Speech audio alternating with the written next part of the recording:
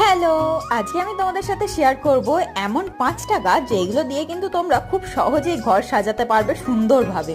তো চলো দেখে নেওয়া যাক প্রথম গাছটা। সবার প্রথমে রয়েছে এই অ্যারোহেড গাছটা। এই গাছটাকে তুমি যেরকম ভাবেই রাখবে সেরকম ভাবেই গ্রো করবে। মাটিতে রাখলেও হবে, জলেতে রাখলেও হবে, এমনকি যদি ইনডোর হিসেবে রাখো তাতেও হবে, আউটডোর হিসেবে রাখলে তাতেও হবে।